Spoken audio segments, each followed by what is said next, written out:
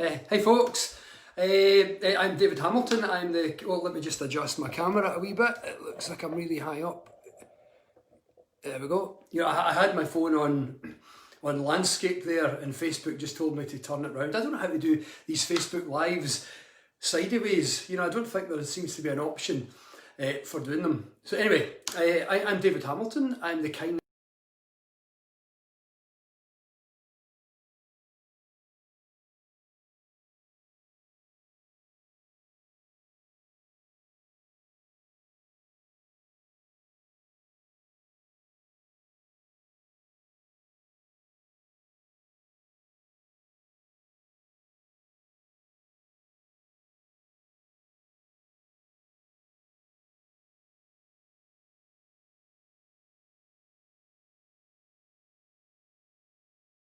jolly boy.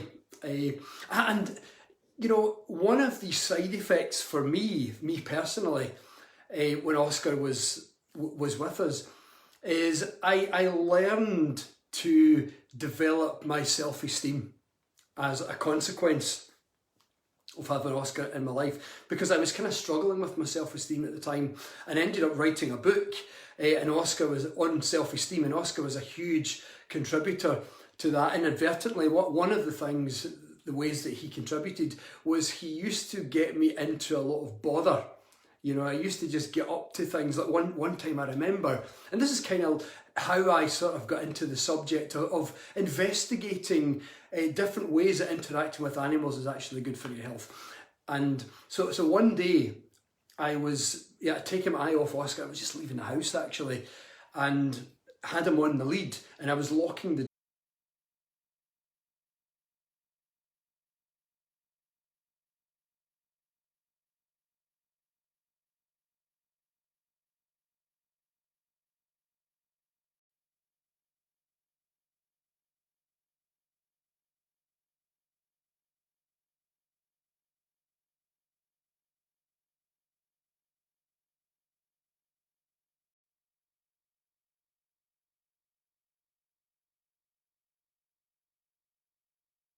door, and the ground was kind of damp.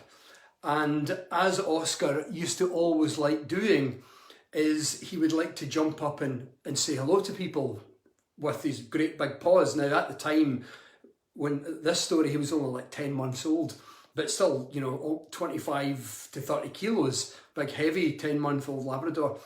And I took my eye off for a second, and there was a gentleman walking past the road, and he had a light grey suit on, and I think you know what's coming next. And he decided to say hello to this gentleman by jumping up and planting his paws right on the guy's chest, and left a massive double paw print, big dirty, because he must have stepped in, I think he stepped in, their tiles had lit moss on them. I really should have cleaned them, I suppose, the tiles. And so he transferred some of that green rubbed in moss onto the guy's his light grey suit. Presumably the guy was going to the office to work.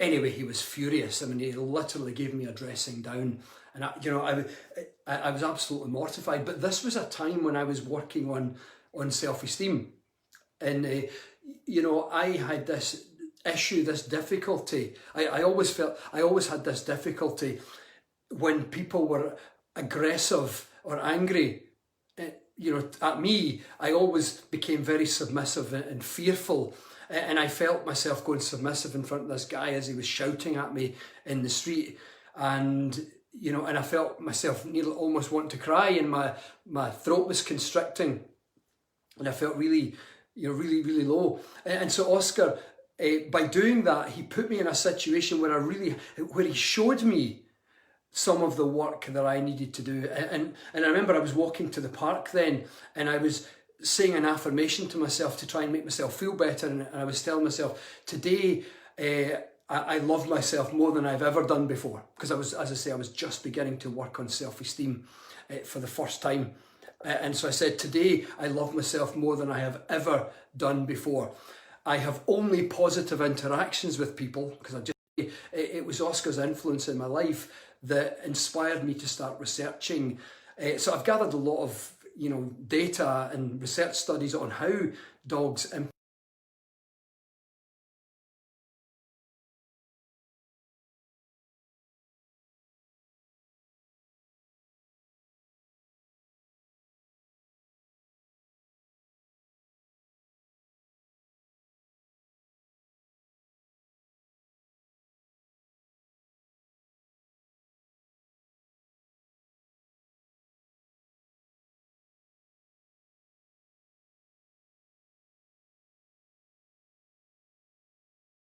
This is why you find there's a lot of service animals, because service animals induce a state of calm and massively reduce stress. One study actually got volunteers just to playfully interact with animals for 15 minutes a day over a period of, it was either a week or two, and they found that the stress hormone cortisol levels were far, far lower than they were on the first day, and also lower than people who weren't interacting with the animals. Other studies show that being kind to animals actually boosts our happiness on short term, but also in the longer term. And that can be accounted for by looking at the brain of people who have been kind to animals, and you find increases in dopamine and serotonin, but also even in things like oxytocin.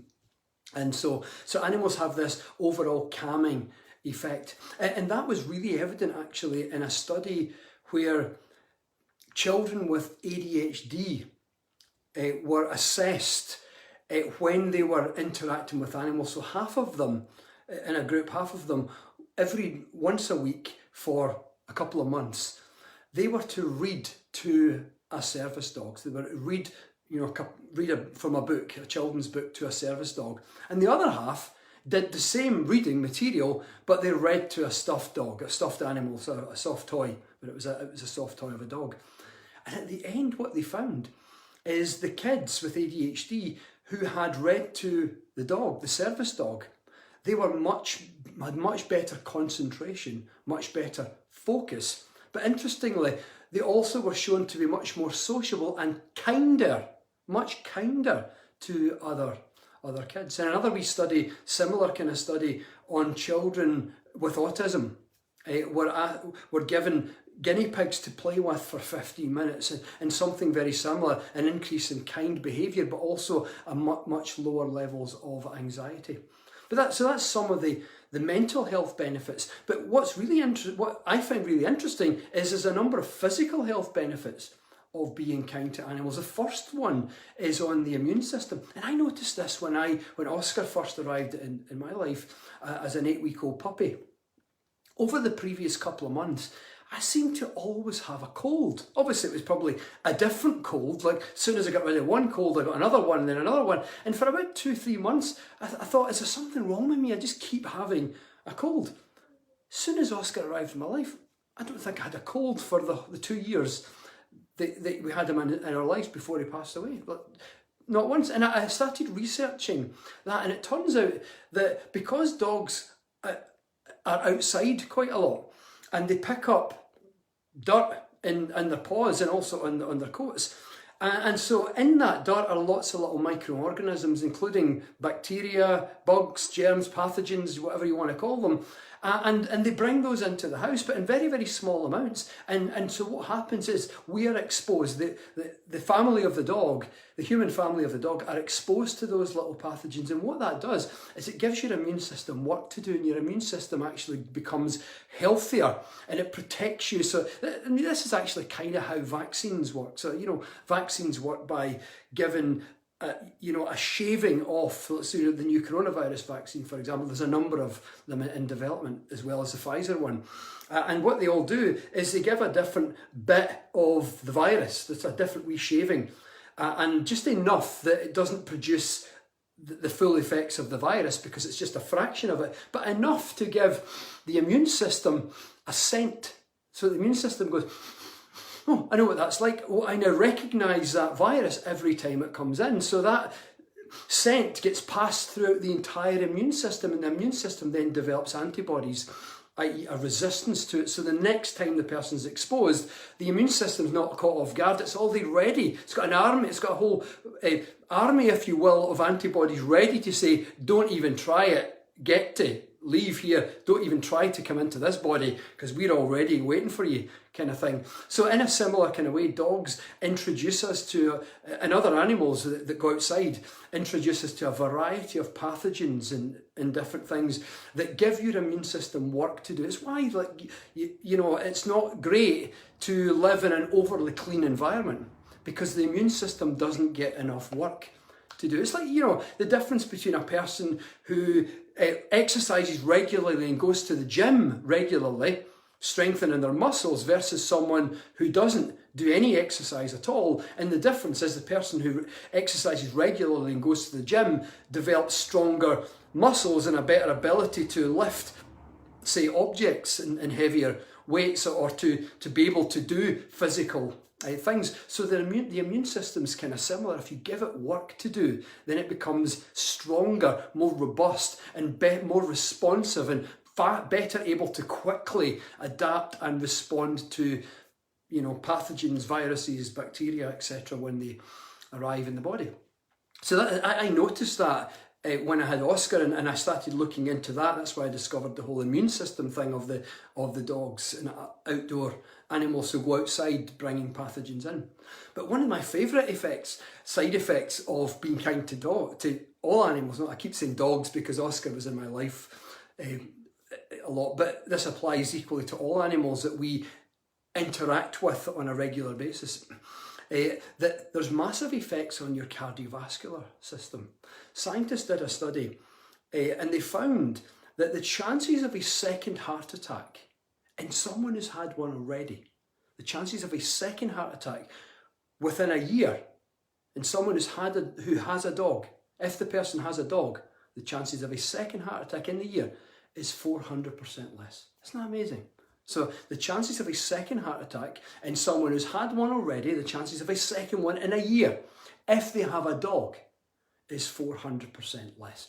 And scientists for years assumed that that was just due to the exercise you get from taking the dog for a walk and from all the playing and interacting. And absolutely true, that's a massive effect of it, because that one thing that does, the exercise, it lowers cholesterol, lowers blood pressure, so absolutely 100%. But it's not the only reason, because some scientists wondered that statistic, it applies not just to people who walk their dogs 20-30 miles a week, who have like large dogs, for example, but it equally applies to people with little dogs that just run around in the garden, where the person doesn't get the same level of walking exercise. So there must be something else going on. And it turns out there is. Front page in one of the top ranked scientific journals in the world.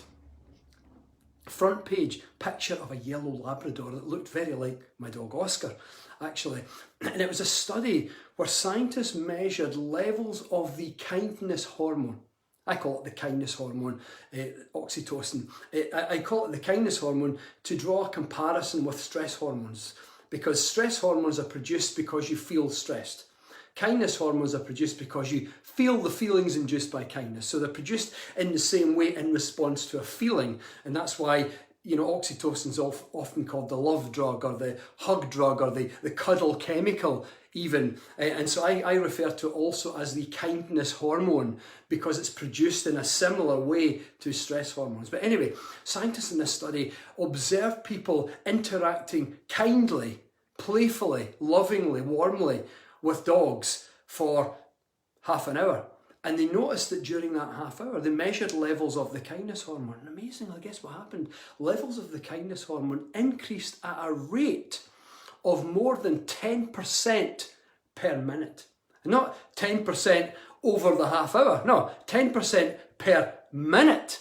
Levels of the kindness hormone increased during that time and almost doubled in the dog as well. And why is that important? Well, the kindness hormone reduces blood pressure. It acts directly on the arteries. It reduces tension in the walls of the arteries, expanding the arteries, reducing the pressure on the heart, pushing the blood through. So the kindness hormone is known as cardioprotective because it protects the cardiovascular system. In other words, kindfully, playfully interacting with dogs in this study was shown to massively boost levels of the kindness hormone, thereby generating a cardioprotective effect. And that's a big reason why that statistic is there, that the chances of a second heart attack within 1 year, and someone has had one already, if they have a dog, is 400% less. And you know, I'm talking about dogs here, but this applies equally to all animals that we interact with. It just so happens that most of the research has been done with dogs only because we were assuming that the reason for that statistic was due to the exercise that you get from walking the dog, but we now know it's more than that. But historically the research was done with dogs, so there's more data available. But there is data that shows that the chances of dying of a heart attack are much lower if you have a cat. So there you go. So this, for cat lovers as well, the same type of thing likely happens because it's because of how being kind to the dog or the cat or the horse or the rabbit or even a tree, it doesn't matter, or plants even, it's how that makes you feel. And it's the way that it feels that generates the kindness hormone that acts directly on the cardiovascular system and also acts on the immune system. Actually, I mentioned rabbits there. There was a study a few years ago where scientists were looking at how different diets in rabbits were producing different health effects. And there's some rabbits they found whose diet made them more predisposed than other rabbits to cardiovascular disease. But there was one group of rabbits, a small number of rabbits in that study, who had 65% less cardiovascular disease, and the scientists couldn't figure out why. They were racking their brains. And then a young, newly started technician came up to the professor and she said, "Look, I'm really sorry, Professor. You said to report anything, and I don't know if this has anything to do with it, but those particular rabbits that you're talking about that have the healthier hearts, the lower cardiovascular system, I don't know if this matters, but every night when you guys all go home and I have to lock up the lab, I feel so sorry for them, and I take them out their cage and I just stroke them, and I stroke their ears and give their heads a wee kiss, and I just hold them to my heart like that, and I love them for a few minutes each, just those 3 or 4 rabbits, then I take the next one and I do the same." And the professor was absolutely blown away, and he wondered, he thought, could this actually be having an effect?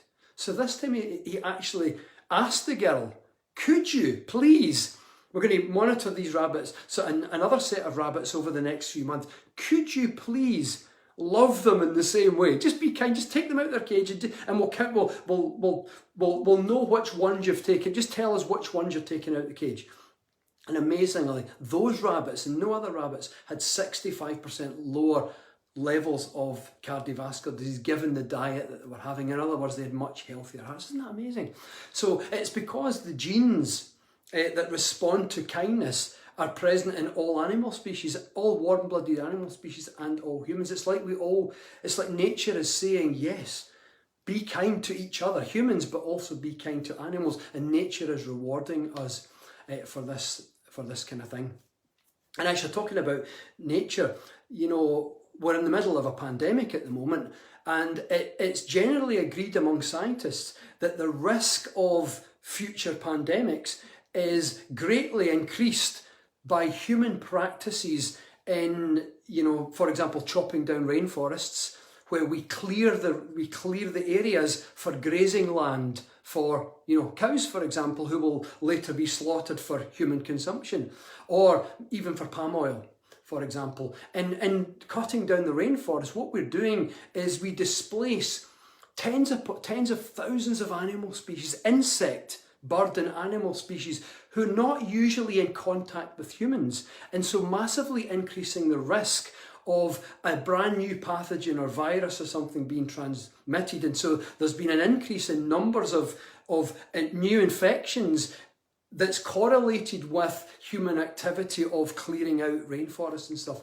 And the second thing is by, you know, some of the atrocious conditions that animals live under when they're about to be killed, when they're being bred for human consumption as well. Some of the appalling conditions lends itself to the proliferation of disease and increases the risk of that being present in humans who consume them, but also when the animals are slaughtered, increasing the chances of a virus or another pathogen jumping species, which seems to be what happened with the entire coronavirus thing in the first place. So it's almost like nature is saying, you've got to be kind. Don't do these things because look at what might happen. And nature is rewarding us by saying, this is the benefits you get to your mind, your mental health, and your physical health, your immune system, your cardiovascular system, if you be kind to everyone, to humans and to animals. So anyway, I want to just finish this quick live by just sharing a few lessons I think we can learn from animals, not just being kind for them. This is things from my own personal experience when Oscar was in my life, that I learned about the importance of play, because it's so easy to get so intense, isn't it, in our lives. And I was always on my laptop, and a lot of people are always on the phone, and we forget the importance of playing. Now, Oscar, at the time, 35-kilogram Labrador, towards the end of his life, a very boisterous, very happy boy, always wanting to play. And often what he would do, if he'd been sleeping, he'd wake up and he'd pick up a toy, like a ball, or he'd this, heavy dumbbell kind of thing, and he'd pick it up in his mouth and he'd look at me and go, as if to say, Dad, look, I've got it in my mouth, it's playtime.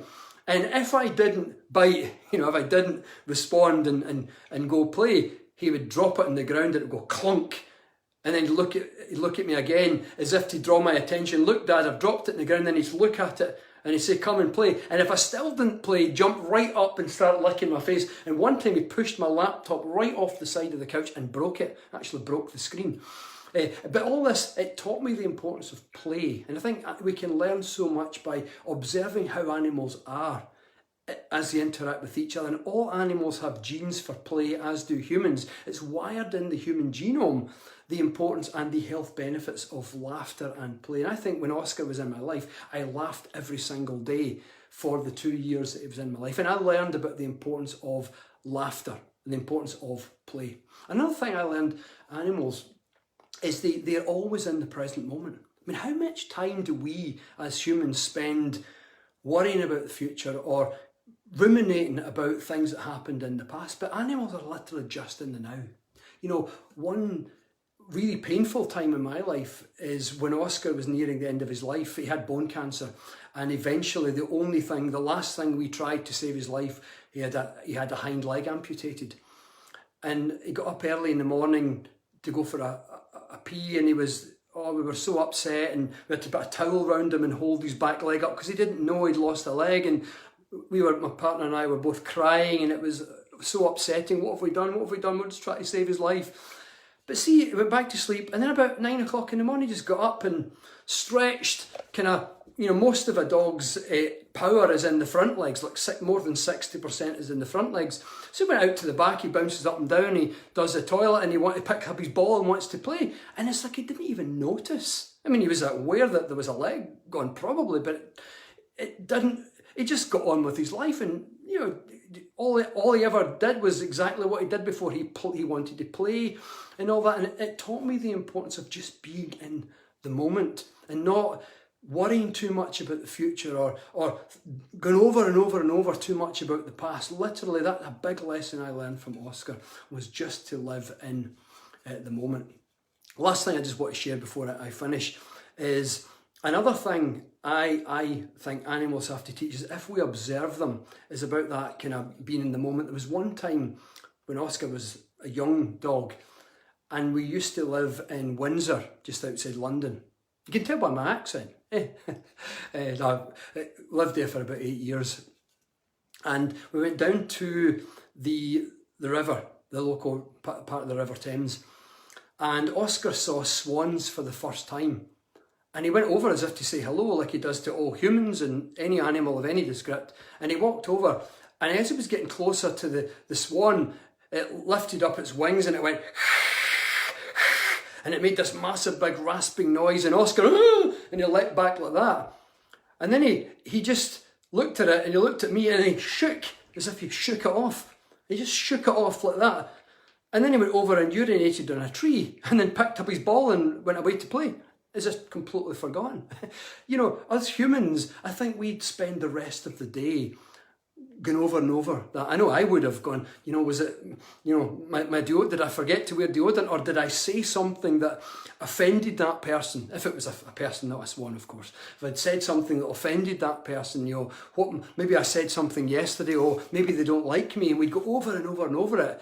But what I learned from Oscar is he just shook it off. I mean, I'm not suggesting you urinate in a tree, but just shake it off. And we could learn by watching animals, by being kind to animals as we come close to them and interact with them. We can watch how they are and how they live and the way that they do things. And I think we could learn a lot that would help us to feel happier and more content in our lives if we just learned a wee bit from animals. So be kind to animals. It does affect your mental health. It does affect your physical health through the immune system, the cardiovascular system. But just be kind, because it's almost always the right thing to do. Anyway, that's a wee bit longer than I expected to go today. I guess I had more to say on being kind to animals than I thought I had. So anyway, wherever you are, enjoy the rest of your day, and be kind to animals and be kind to humans as well, because kindness is almost always the right thing to do. So I'm David Hamilton. I'm the Kindness Czar for Psychologies magazine. You can find me. I have my own Facebook page. I'm also on social media, Instagram, Twitter. My website is drdavidhamilton.com. I've written 10 books, currently on my 11th, dealing with kindness and the mind-body connection and self-esteem. So you can find listings of them on Amazon and on my website. So wherever you are, enjoy the rest of your day and be kind. Lots of love.